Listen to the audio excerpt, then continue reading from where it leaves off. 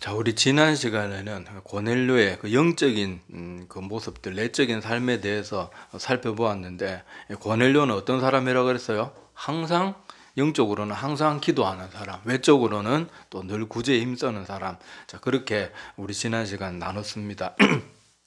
그래서 경건한 믿음의 사람들, 참된 믿음의 사람들은 이렇게 외적으로나 내적으로나 항상 건강한 믿음의 삶이 균형 있게 이렇게 함께하고 있는 그런 특징을 가지고 있다는 걸 볼 수가 있습니다. 자, 오늘은 이제 고넬료가 그 기도 가운데 천사를 환상으로 보게 되고 그 천사의 지시를 따라서 베드로를 부르는 장면에 대한 기록이 오늘 본문 말씀 읽은 그 사도행전 10장 4절 이하에 보면은 그 내용들이 기록이 되어 있었습니다. 자, 그래서 이 고넬료가 천사가 지시한 대로 이 말을 다 듣고 나서는 오늘 말씀을 보면은 베드로를 그렇게 부르기 위해서 자기 집에 하인 2명과 부하 가운데서 경건한 사람 하나를 불렀다. 자, 그렇게 해서 베드로를 모시기 위해서 자, 욥바로 가게 됩니다. 자, 보냈는데, 자, 이들이 그 욥바로 다 가서 거의 다 도착했을 때, 베드로의 집에 묵고 있는 그 집에 거의 도착을 했을 때, 오늘 구절에 보면 또 어떤 일이 있었는가 하면요. 자, 이튿날 그들이 길을 가다가 그 성에 가까이 갔을 때, 그러니까 베드로가 있는 욥바 지역에 다 도착했다는 거예요. 자, 그때 베드로가 뭐 했다고 또 나옵니까? 기도하려고 지붕에 올라가니 그 시각은 제6시더라. 그러니까 고넬료도 기도 가운데 주님을 만났고, 오늘 베드로도 어때요? 베드로도 기도하려고 올라가서 기도 막 시작하는데 이렇게 또 하나님께서, 오늘 뭐 다 읽지는 않았지만 어차피 다음 주에 또 저 자세히 살펴보겠지만은 우리가 잘 아는 그 유명한 사건, 보자기에 막 정한 짐승, 부정한 짐승 막 그런 것이 있는데 뭐 잡아먹어라 막 하는 그 환상을 3번이나 보는 그 내용들 우리 다음 주에 그때 또 자세히 나누도록 하고, 하여튼 그 환상을 보게 되었는데, 중요한 것은 다들 뭐 할 때 이런 일들이 일어났어요? 기도할 때. 그러니까 우리가 믿음의 사람들은 이 기도 생활이 정말 중요하다는 것을 꼭 기억을 해야 됩니다. 어떤 성도가 막 정말로 유명하고 막 말씀 잘 전하고 능력 있게 전하는 목사님 말씀을 듣고 아무리 은혜를 받은들 그 사람 상 가운데 그 말씀을 붙들고 기도 안 하면은 그 말씀 뭐 감동 있게 듣고 막 가슴에 찔림을 받고 해도 그게 기도 안 하면 무슨 소용이 있냐고요. 아, 좋다 그래놓고 그냥 돌아서서 또 세상에 가서 나쁜 짓 하고 그러면은, 기도가 없이 그렇게 하면 아무리 좋은 말씀을 듣고 아무리 감동을 받고 아무리 찔림을 받아도 그게 자기의 것이 되지 못하는 거예요. 자, 그러니까 우리가 오늘 고넬료도 그렇고 베드로도 그렇고 다 기도하는 가운데 이런 귀한 일들이 일어났다는 것을 좀 눈여겨보아 둡시다. 자, 그리고 오늘은 자꾸 여기 보니까 뭐 제6시더라, 뭐 제9시 기도하는 시간에 뭐 제3시 어쩌고 자꾸 시간들이 나와서 오늘은 약간 번외편으로 오늘 본문 말씀과는 상관없이 약간 배경 지식도 우리가 좀 알아야 되니까 이 시간에 대한 내용을 조금 살펴보려고 해요. 자, 그리고 이 시간과 관련해서 또 예수님이 십자가에 달리실 때 왜 하필 이런 시간대에 달리게 되었는지 그런 것들도 오늘 조금 본문과는 약간 벗어나지만은 우리가 성경 배경 지식을 잘 알고 있으면 그 우리 흔히 하는 말로 그런 거 있잖아요. 아는 만큼 보인다 그러잖아요. 영화 하나도 모르는 사람이 영화 보면은 저 사람이 뭐 감독이 카메라 앵글을 담기 위해서 얼마나 노력했는지 이런 거 잘 모르잖아요. 필름 색감이 어떤지 뭐 어떤지 모르잖아요. 근데 영화에 대해서 배경 지식이 이렇게 막 굉장히 많이 쌓여 있는 사람들은 딱 한 장면 한 장면 볼 때마다 감독이 왜 구도를 저렇게 잡아서 왜 아래에서 위로 비춰주고 왜 위에서 아래 비춰, 이런 거를 깨달으면서 영화에 더 깊이 빠져드는 거예요. 마찬가지로 오늘 말씀의 뭐 큰 주제와는 상관없지만 그래도 배경 지식으로 알아놓으면 좋은 것들을 오늘 잠깐 계속 시간이 나와서 한번 살펴보려고 합니다. 자, 성경 좀 읽어보신 분들은 자, 성경에서 특히 많이 귀에 있게 되는 시간이 제3시, 제6시, 제9시라는 말이 아주 귀에 있게 될 거예요. 아마 성경 좀 많이 읽으신 분들은 이게 딱 제가 말하자마자 맞아, 성경 읽을 때 하필 저 3개의 시간이 많이 언급되더라 딱 깨달아질 거예요. 자, 그런데 이 시간이 무슨 시간인가 하면요, 유대인들이 기도하는 시간이었는데, 원래 과거 아주 오래전부터 유대인들이 기도 시간을 지켰던 그 기도 시간에 원래 제6시는 없었습니다. 자, 먼저 그리고 3시, 6시, 9시 시간, 요게 우리 지금 24시간 체제로 어떤 시간인가 헷갈리지 않는 방법은 더하기 6을 하면 돼요. 더하기 6. 그러니까 3시에서 6 더하면 몇 시예요? 9시. 자, 그리고 6시에서 6을 더하면 몇 시입니까? 12시죠. 그 정오죠. 그리고 9시에서 또 6시를 더하면 몇 시예요? 15시니까 오후 3시인 거예요. 자, 그렇게 알면은 외우기가 좀, 다음에 혹시 이런 본문 나왔을 때, 이게 몇 시라 그러더라, 막 외우려고 그러지 말고, 더하기 6을 하면 됩니다. 하여튼 간에, 원래 유대인들이 철저하게 지켰던 기도 시간은 제3시와 제9시였어요. 자, 그러다가 제6시 기도는 이 초대교회 예수님 이제 이 땅에 오셨을 그 즈음에 해가지고 사도들과 초대교회 성도들이 기도에 더욱더 힘쓰기 시작하면서 제6시, 그러니까 정오 기도가 이제 교회 이 성경에 나오는 그 전통 속에서 이제 정착이 되게 됩니다. 그래서 우리 제3시, 제6시, 제9시는 초대교회 성도들이 열심히 기도했던 그런 시간으로 보면 되고, 오히려 유대인들, 과거 유대인들보다 초대교회 성도들은 정오기도까지 만들어서 했으니까 기도를 더 힘썼다는 것을 여기서 또 눈여겨볼 수가 있습니다. 오늘 고넬료도 기도하다가 환상 보고, 베드로도 기도하다가 환상 보고, 자, 오늘 또 초대교회 성도들도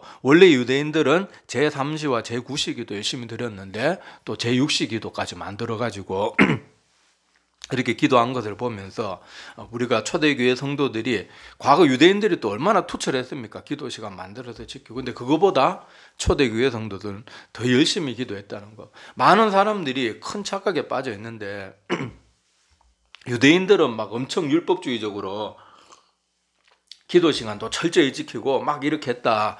우리 신약시대, 은혜의 시대 성도들은 막 그렇게까지는 할 필요 없다. 이렇게 생각하는 경향이 있는데 오히려 초대교회 성도들은요, 과거 율법주의자들보다 기도하고 이런 일에는 더 열심히 했습니다. 그러니까 여러분 괜히 착각하지 말고 예수님께서 이 땅에 계셨을 때 우리에게 가르쳐 주신 여러 법도들도 구약의 율법은요, 마음으로 짓는 죄까지는 크게 문제가 안 돼요. 겉으로 드러난 죄만 뭐 용서하고 번제 드리고 그렇게 속죄제 같은 거 드리고 그러면 되거든요. 근데 예수님은 뭐라고까지 말씀하십니까? 마음으로 지은 죄까지도 다 그렇게 우리가 하나님 앞에 다 죄가 된다는 것을 가르쳤으니까 구약의 율법보다 주님의 가르침이 지키기 훨씬 더 힘듭니다. 이거는 성령의 도우심이 아니고는 그 누구도 지킬 수 없어요. 율법은 사실 마음속으로 온갖 나쁜 생각을 다 해도 겉으로만 행동으로 안 옮기면 되거든요. 그런데 예수님이 우리에게 주신 법도들은요, 우리가 내가 눈을 죄짓게 하면 눈을 빼어버리라. 팔이나 다리가 죄짓게 하거든. 팔도 다리도 잘라버려라. 차라리 불구로 하나님 나라에 들어가는 것이 낫다. 이런 식으로 주님께서 가르쳤으니까 우리는 자꾸 예수님의 가르침은 가볍게 여기고 이러는데, 여러분들이 정신 차리고 성경을 조금만 읽어보면 구약의 율법보다 예수님의 가르침이 훨씬 더 고차원적이고 훨씬 더 어렵고 복잡하다는 것을 깨달을 수 있을 거예요. 우리가 자꾸 피상적으로 읽으니까 와, 구약의 율법은 정말 지키기 힘들고 신약의 예수님의 법은 다 용서해 주니까 막 사랑 이런 것만 강조하다 보니까 예수님의 가르침을 되게 가볍게 여기는 모습이 있는데, 오히려 여러분들이 정말로 기도하면서 신약, 특히 복음서에 예수님이 직접 하셨던 말씀들을 가만히 들어보면요, 무섭습니다. 저는 처음 신약 성경 읽으면서 물론 그전에도 교회에서 듣기도 하고 피상적으로 읽기도 하고 그랬지만 직접 막 내가 정말 간절한 마음으로 읽으면서 받았던 충격은요, 예수님의 가르침이 훨씬 더 어렵다는 거예요. 그러니까 우리가 절대 자꾸 신약 시대는 막 신앙생활 대충 해도 되고 조금 구약 시대는 굉장히 빡시고 막 이런 식으로 여러분 착각하지 마세요. 예나 지금이나 하나님의 법도는 다 우리 인간의 힘 스스로는 지킬 수도 없는 것이고 우리가 하나님께 굳게 붙들려 있어야 됩니다. 자, 하여튼 간에 그건 뒤에도 다시 한번 또 언급드릴게요. 자, 여기 제3시와 제9시에 이렇게 기도하게 된 이유가 뭔가 하면요, 요거는 하나님 앞에 제사 드리던 그런 습관과 관련이 있어요. 자, 우리 성경 읽어보신 분들은 상번제란 말을 들어본 기억이 있을 겁니다. 상번제. 자, 상번제가 뭔가 하면은, 자, 한자 그대로 풀면은 항상 드리는 번제입니다. 그러니까 항상 상자에다가 태울 번자, 제사제자 써가지고 상번제. 그러니까 이스라엘 백성들은 죄를 지었을 때도 속죄제나 속건제 이런 것도 제물을 태워 바치는 그런 것 드렸지만은 매일 하나님 앞에 드려야 되는 번제가 있었거든요. 그게 바로 상번제입니다. 근데 그 상번제가 언제 시작하는가 하면은 제3시에 그렇게 시작을 하고 또 제9시에 그렇게 또 마치는 그런 상번제가 있었어요. 그래서 이 유대인들이 과거에 상번제를 드리기 전에 당연히 뭐 하겠습니까? 상번제를 시작하면서 하나님 앞에 기도했겠죠. 자, 그래서 상번제 드리기 시작할 때 그 시간, 그 제3시에 기도를 드렸고 또 마치는 시간, 제9시에 또 그렇게 하나님 앞에 기도를 드리면서 상번제를 마쳤습니다. 그리고 또 저녁에 유대인들이 또 따로 기도하는 시간들이 있었고, 그런데 하여튼 그때 그러니까 이 예수님 시대 오기 전에 그때 유대인들은 특히 제일 중요하게 여겼던 기도 시간이 제3시와 9시 기도 시간이었는데, 그것이 바로 하나님 앞에 제사를 드렸던 상번제 시간과 관련이 있어요. 자, 그래서 이 상번제는 하나님께서 명하신 그 제사였는데, 자, 사단은요, 우리 다니엘서나 이런 데도 보면 악한 세력들이 하나님의 성소를 침범하거나 이스라엘을 쳐들어와서 항상 먼저 하는 게 뭔가 하면요, 상번제를 못 드리게 해요. 그래서 다니엘서 제가 대표적인 구절 한 군데만 좀 읽어드릴게요. 다니엘서 8장 11절에서 13절인데 이건 듣기만 하면 됩니다. 뭐 굳이 찾아볼 필요는 없고요. 제가 읽어드릴게요. 자, 또 스스로 높아져서 군대의 주제를 대적하며 그에게 매일 드리는 제사를 없애버렸고요. 악한 세력들이 그렇게 했다는 거예요. 그의 성소를 헐었으며 그의 악으로 말미암아 백성이 매일 드리는 제사가 넘긴 바 되었고, 그것이 또 진리를 땅에 던지며 자애로 행하여 형통하였더라. 내가 들은 적 한 거룩한 이가 말하더니 다른 거룩한 이가 그 말하는 이에게 묻되, 환상에 나타난 바 매일 드리는 제사와 망하게 하는 죄악에 대한 일과 성소와 백성이 내어준 바 되며 짓밟힐 일이 어느 때까지 이를꼬 하매. 이렇게 기록되어 있는데, 여기 지금 계속해서 반복해서 등장하는 게 뭔가 하면은 매일 드리는 제사란 말이에요. 자, 이게 상번제거든요. 자, 사단 마귀들은 왜 이렇게 이스라엘을 쳐들어오거나 하나님의 백성들을 쳐들어오면은 왜 자꾸 상번제를 폐할까요? 기도를 못하게 하는 거예요, 기도를. 자, 유대인들이 이 매일 드리는 제사, 뭐 어떤 사람들은 뭐 형식적으로 뭐 이렇게 나온 사람도 있겠지만, 진심으로 나왔던, 형식적으로 나왔던 이 상번제 시간에 나오면 백성들이 결국은 누구를 생각해야 돼요? 하나님을 생각해야 되거든요. 근데 상번제를 폐하면 이스라엘 백성이나 이런 백성들이 그 시간들이 없어지니까 당연히 어떻게 되겠어요? 기도를 자의로 하든 타의로 하든 그 기도 시간이 없어져 버리는 거예요. 그러니까 하나님과의 관계가 멀어지겠죠. 그러니까 사단 마귀가 이스라엘을 쳐들어오면 맨날 하는 일이 상번제 폐하고 매일 드려지는 제사 폐하고, 빌라도 같은 사람도 막 제물 드리는 사람들 막 학살했는 기록이 복음서에도 남아있잖아요. 왜 자꾸 그런 짓을 하겠어요, 사단이? 바로 이 기도와 이 하나님의 백성과 또 하나님 사이에 기도하는 그 시간을 망가뜨려 가지고 하나님의 백성들이 하나님께 나가지 못하도록, 하나님을 생각하는 시간을 조금이라도 없애버리려고 자꾸 그렇게 하는 거예요. 자, 그러니까 이스라엘 백성들은 이렇게 상번제 드리는 그 시간, 마치는 시간, 이때 특별히 기도를 열심히 했는데, 악의 세력들은 이 시간들을 너무도 싫어하는 거예요. 그래서 다니엘이 저 포로로 붙잡혀 갔을 때는 그렇게 기도를 그때같이 성전에 가서 못 드리니까 어떻게 했어요? 예루살렘을 향해서 창문을 열어놓고 뭐 너 죽인다 그래도 기도하고 그랬던 모습이 있는데, 그래서 신실한 기도의 사람들이 이렇게 기도에 목숨 거는 사람들이었어요. 자, 그래서 이 상번제 시간, 그것이 유대인들의 기도 시간, 그것과 관련이 있다는 것을 잠깐 설명을 드렸고요. 또 재미있는 것이 뭔가 하면 자, 예수님이 십자가 고난을 당하셨을 때 시간에 대한 기록을 계속 되게 상세하게 기록해 놨습니다. 자, 그게 보면은 예수님께서 십자가에 달렸을 때 시간이 몇 시부터 몇 시까지였을까요? 제가 지금 쭉 설명드렸지만은 상번제 시간하고 일치해요. 신기하죠? 자, 여러분, 예수님이 십자가에 달릴 때 시간이 제3시부터 제9시였습니다. 자, 그리고 예수님께서 십자가에 달리실 때 온통 어둠이 임해가지고 어두워지기 시작한 때가 제6시, 12시 정오였죠. 자, 그래서 예수님께서 십자가에서 달려 죽인 시간이 굳이 어떻게 이렇게 상번제 시간하고 딱 맞아 떨어질까? 자, 그것은 여러분들이 우연일치라고 생각하기에는, 그렇게 생각하면 너무 여러분들이 뭐라 그래야 되나, 이거 추리력이 부족한 거예요. 자, 이 한 예수님께서 이 땅에 무엇 때문에 오셨습니까? 우리 인간의 죄를 대신 다 짊어지고 대신 제물로 드려지기 위해서 오셨잖아요. 그러니까 예수님 지금 자신의 육신은 뭡니까? 제물이에요, 제물.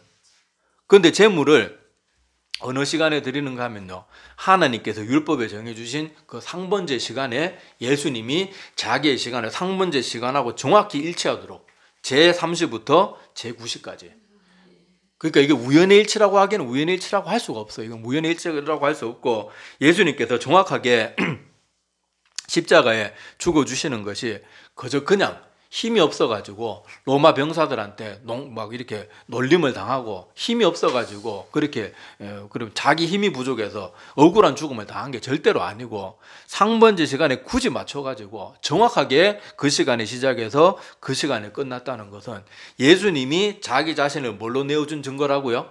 제물로 내어준 증거예요. 그러니까 성경을 조금, 아까도 말씀드렸지만은요, 우리가 조금 뭔가를 알면 더 깊은 것이 보여지는 거예요. 그래서 제가 오늘 성경 본문에는 이런 내용이 없지만은 잠깐 요거는 여러분들하고 좀 짚고 넘어가는 게 좋을 것 같아서 그렇게 지금 이렇게 설명을 드리고 있는 겁니다. 자, 그래서 예수님께서 구약의 제사법, 그때 구약의 제사법은 사람이 죄 지을 때마다 양이나 소를 잡아 바쳐야 되고 부족한 게 너무 많아요. 그리고 사람이 한평생 죄들을 얼마나 많이 짓겠습니까? 그런데 한평생 소나 양을 매일 한 마리씩 바친다고 한들 그 사람이 죄가 없어지고 뭐 죄를 이겨낼 수 있는 힘이 생기겠습니까? 아니거든요. 그래서 예수님께서 자기를 온전한 제물로 내어드리기 위해서 이 땅에, 하나님이신 그분이 인간의 몸을 입고 이 땅에 오신 거거든요. 자, 그래서 예수님께서 자기 자신을 제물로 내어드리기 위해서 시간까지도 정확하게 상번제 시간에 맞춰서 그렇게 드려진 것을 통해서 우리가 예수님의 십자가 죽음은 하나도 허투루 된 것이 없고 얼마나 철저하고 계산되어지고, 또 심지어 구약의 모든 율법을 정확하게 성취하기 위해서 이 모든 걸 하셨는지, 이런 것들도 좀 여러분들이 이렇게 이제 배경 지식 한두 개 더 알았으니까 좀 눈여겨보고 좀 놀라워하길 바랍니다. 좀 놀라워하길 바라요. 자, 그래서 예수님께서 이 구약의 제사법은 뭔가 불완전했어요. 사람 완전히 변화 못 시키고 그 사람의 모든 죄를 다 이렇게 말살할 수도 없거든요. 그래서 하나님이 자기 완전한 자신의 육신을 내어주시면서 이 제물을, 완벽한 제물을 드리기 위해서 자기 자신을 내어주신 거잖아요. 그래서 예수님께서 뭐라고 말씀하셨는가 하면요, 자, 마태복음 5장 17절에서 18절에 보면 내가 율법이나 선지자를 폐하러 온 줄로 생각하지 말라. 폐하러 온 것이 아니요 완전하게 하려 함이라. 진실로 너희에게 이르노니 천지가 없어지기 전에는 율법의 1.1획도 결코 없어지지 아니하고 다 이루리라. 자, 그러니까 예수님께서 이 땅에 오신 목적이 여러 목적들 중에 자기 자신을 완전하고 영원한 제물로 드리는 것이 결국 뭐를 완전하게 한 거예요?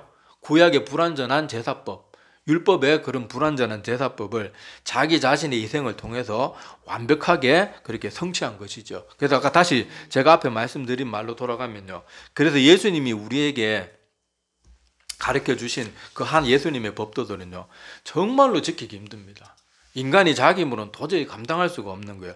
자, 제가 아까 말했던 거, 자, 마태복음 18장 8절과 9절 내용 한 군데, 이거 말고도 몇 군데 되어 있는데, 자, 한 군데만 읽어드릴게요. 자, 만일 내 손이나 내 발이 너를 범죄하게 하거든 찍어 내버리라. 장애인이나 다리 저는 자로 영생에 들어가는 것이 두 손과 두 발을 가지고 영원한 불에 던져지는 것보다 나으니라. 만일 내 눈이 너를 범죄하게 하거든 빼어버리라. 한 눈으로 영생에 들어가는 것이 두 눈을 가지고 지옥불에 던져지는 것보다 나으니라. 아멘. 자, 예수님께서 우리에게 그렇게 명하신 법도들은요, 이게 완벽한 것을 요구합니다. 그리고 예수님도 자기 자신을 완벽을 위해서 내어주셨고, 자, 그러니까 우리가 이 주님께서도 우리가 뭐 이렇게 손이나 발까지 찍어버릴 정도로 죄에 대해서 철저하게 그렇게 하라고 명하셨는데, 아까도 말씀드렸던 것처럼 구약의 율법은 자기가 죄가 뭐 하다가 걸리면은 그냥 소나 양이나 갖다 잡아 바치면 되지만은, 예수님의 법은 마음으로 짓는 죄까지도 다 동일하게 지옥에 떨어지는 흉악한 것으로 그렇게 말하거든요. 그러니까 우리는 별로 죄라고 생각 안 하는 거짓말, 이런 것들이 요한계시록이나 이런 데 보면은 지옥에 떨어지는데 항상 제일 먼저 언급되는 죄가 뭔 줄 아세요? 거짓이에요. 그래서 저는 지금 참 이 나라가 두려운 게 이 나라의 목사라는 사람들도 또 중직자라는 사람들도 이 정치적인 어떤 극우주의나 뭐 이런 거에 빠져가지고 거짓 뉴스를 진짜처럼 믿고 그 다른 사람한테 퍼뜨리는 걸 보면서 와, 저 사람들이 지옥에 떨어질 줄 모르고 왜 저러고 있나 그게 참 두려워요. 자기만 거짓에 젖어드는 게 아니고 그걸 또 남들한테 막 퍼뜨리거든요. 얼마나 두려운지 모릅니다. 여러분 오늘 예수님의 가르침대로라 그러면 우리가 이런 작은 죄 하나까지도요 정말로 두려운 줄 알아야 돼요. 두려운 줄 알고 그렇게 하지 않도록 애를 써야 됩니다. 그래서 아까도 말했었지만은 구약은 뭐 율법의 시대가 어떻고 지금보다 훨씬 어렵고 뭐 하나님의 법대로 살기 어렵고 물론 뭐 율법의 조항들 보면은 그런 말을 할 수 있기는 하지만요. 우리가 예수님의 가르침을 조금만 더 자세히 읽어보면은 아무리 이 신약의 시대가 은혜의 시대라 그래도 주님의 가르침이 훨씬 더 우리가 그대로 살기가 훨씬 더 어려운 거예요. 그래서 예수님께서 우리 인간들 스스로는 도저히 하나님의 법도를 다 지킬 수 없으니까 뭘 보내주십니까? 누구를 보내주세요? 성령 하나님을, 보혜사 성령 하나님을 보내주셔가지고 내 힘으로는 못 지킵니다. 어떻게 우리가 뭐 마음속에 죄까지 어떻게 다 내가 가만히 아무 생각 안 해도 어떨 때는 죄에 대한 생각이 부스부스 찾아오는데 이걸 어떻게 내가 감당하냐고요. 내가 성령 충만하면 그런 것들에서부터 벗어날 수 있는 거예요. 그래서 예수님께서 우리에게 예수님이 부활하시고 난 다음에 다시 하늘로 들려 올라가시고 나서 너희들이 이 내가 보내주실 보혜사가 올 때까지 너희가 기도로 간구하고 있으라. 그러고는 또 예수님께서 약속대로 오순절 성령 강림 사건을 통해서 성령이 오시고 그렇게 예수님을 버리고 도망하고 연약한 모습을 보였던 그 주님의 제자들이 성령 받고 나서는 어떻게 돼요?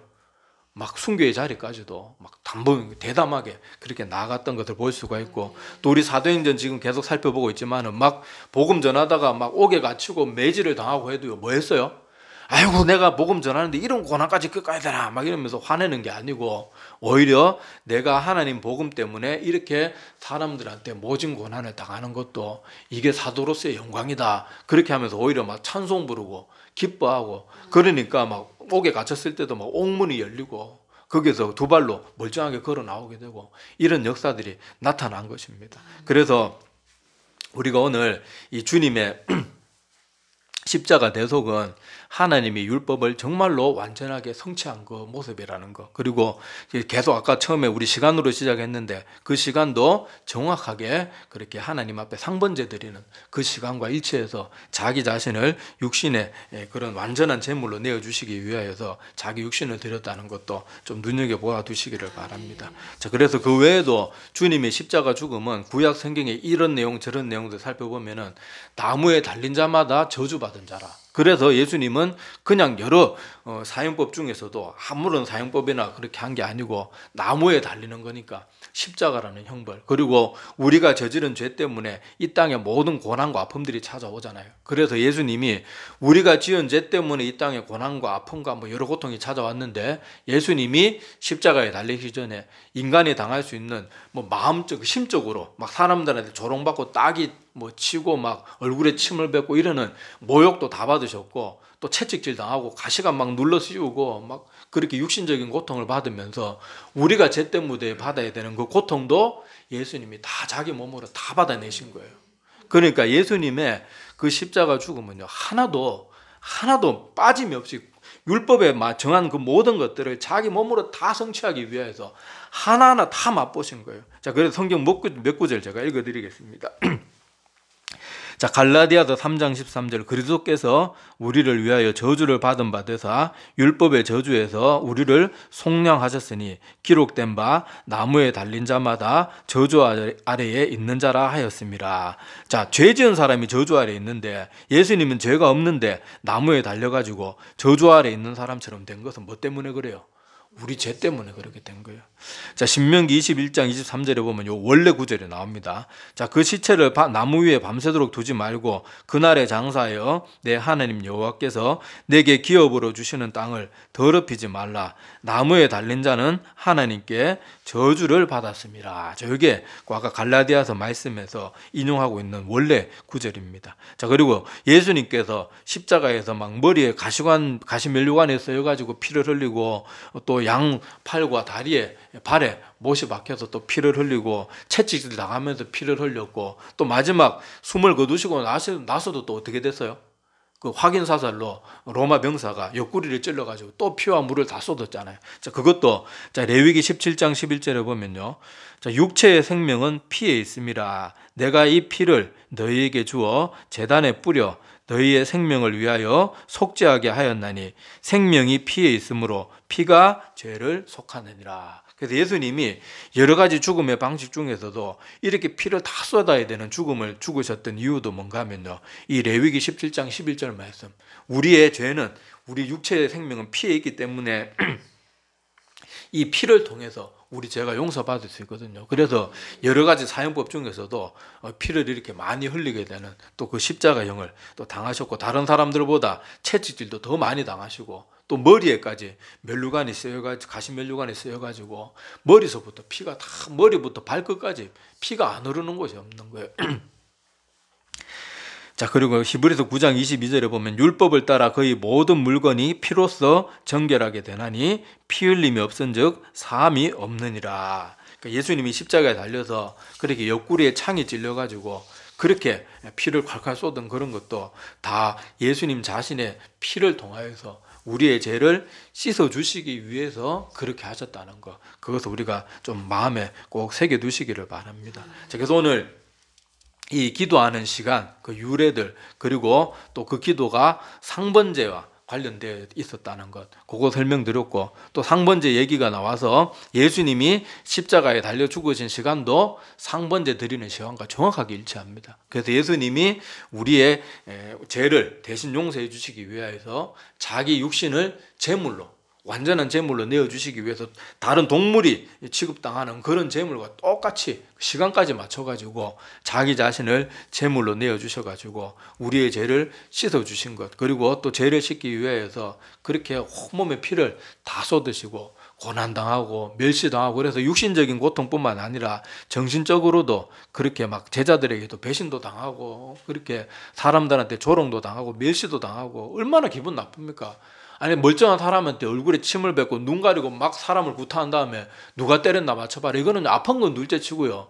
얼마나 자존심 상하고 얼마나 마음이 그게 그렇게 멸시를 당하고 조롱을 당하는 겁니까? 그 모든 것도 주님께서 인간이 지은 죄 때문에 인간이 당해야 될 그 치욕, 그 고통, 그 모든 것을 대신 다 짊어졌다는 것을 우리가 다시 한번 마음에 새기면서, 자, 오늘은 본문 말씀에 대한 설명은 아니었지만은 우리가 지금 계속 주님의 제자들이 뭐 제6시에 기도했다, 뭐 제9시에 기도했다, 기도 시간들이 계속 나오고, 그래서 오늘 그 시간에 대한 상식도 잠깐 말씀드렸고, 또 그와 관련된 또 예수님의 십자가 사건도 어떻게 연관되는지 그것을 좀 살펴보았습니다. 그래서 여러분들한테 조금 유익이 있을 줄로 압니다. 그래서 다시 한번 주님의 그 사랑을, 우리 얼마 전에 또 부활절이고 했잖아요. 자, 그래서 예수님의 그 십자가 사랑과 희생을 또 마음에 꼭 새기시기를 바랍니다. 자, 마지막으로 자, 성경 구절 한 구절 읽으면서 말씀 마치겠습니다. 제가 읽어드릴게요. 고린도후서 5장 15절입니다. 그가 모든 사람을 대신하여 죽으심은 살아있는 자들로 하여금 다시는 그들 자신을 위하여 살지 않고 오직 그들을 대신하여 죽었다가 다시 살아나신 이를 위하여 살게 하려 함이라. 아멘.